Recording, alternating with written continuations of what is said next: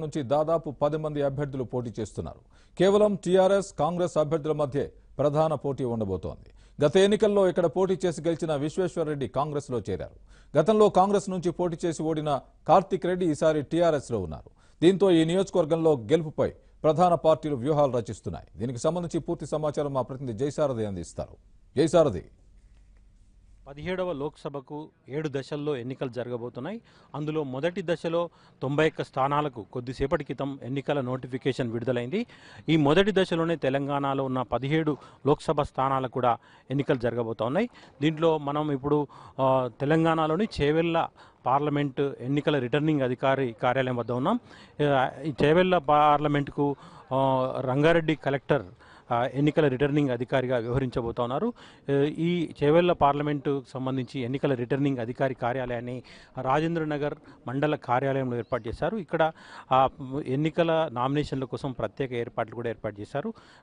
ఈ ఎన్నికల రిటర్నింగ్ అధికారి కార్యాలయంలో ప్రత్యేకంగా హెల్ప్ డెస్క్ ఏర్పాటు చేసి అభ్యర్థులు ఏ విధంగా నామినేషన్ దాఖలు చేయాలి, వచ్చినటువంటి నామినేషన్ పత్రాలు సరిగా ఉన్నాయా లేదా అన్ని కూడా పరిశీలించి సరైన సూచనలు చేయడానికి కూడా హెల్ప్ డెస్క్ పనిచేస్తోంది. ఇక ఎన్నిక విషయానికి వచ్చినట్టయితే చేవెళ్ల పార్లమెంటు చాలా ప్రతిష్టాత్మకమైనటువంటి ఎన్నిక కాబోతుంది. గత ఎన్నికల్లో ఇక్కడ నుంచి పోటీ చేసి గెలుపొందినటువంటి విశ్వేశ్వర్ రెడ్డి ఈసారి కాంగ్రెస్ పార్టీలో చేరిపోయారు. అలాగే గతంలో కాంగ్రెస్ పార్టీ నుంచి పోటీ చేసి ఓడిపోయిన కార్తిక్ రెడ్డి ఈసారి టీఆర్ఎస్లో ఉన్నారు. అభ్యర్థులు ఎవరు అనేది ఇంకా అధికారికంగా ఖరారు కాలేదు టీఆర్ఎస్ పార్టీ నుంచి. కాకపోతే కార్తిక్ రెడ్డి లేదా రంజిత్ రెడ్డిలో ఎవరో ఒకరు బరిలో ఉండబోతారనేటువంటి తెలుస్తోంది. అయితే అధికారికంగా ఖర్చు ఒక పార్లమెంటు స్థానానికి 70 లక్షలు ఖర్చు చేయాల్సి ఉన్నప్పటికీ కానీ ఈ ఎన్నిక మాత్రం చాలా కాస్ట్లీ ఎన్నికగా మారబోతుంది. దాదాపు ఒక్కో అభ్యర్థి 100 కోట్లు ఖర్చు చేయబోతున్నారనేది రాజకీయ వర్గాలు అంచనా వేస్తున్నాయి.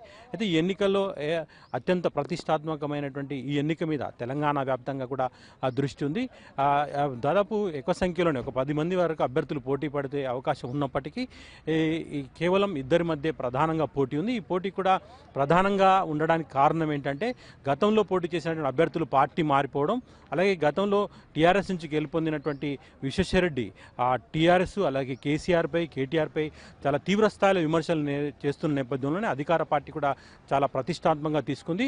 ఈ పార్లమెంటు పరిధిలో అధిక స్థానాలు టీఆర్ఎస్ చేతిలోనే ఎమ్మెల్యే స్థానాలు, ఎమ్మెల్యే అభ్యర్థులు కూడా మొన్నటి ఎన్నికల్లో ఎక్కువగానే గెలుపొందారు.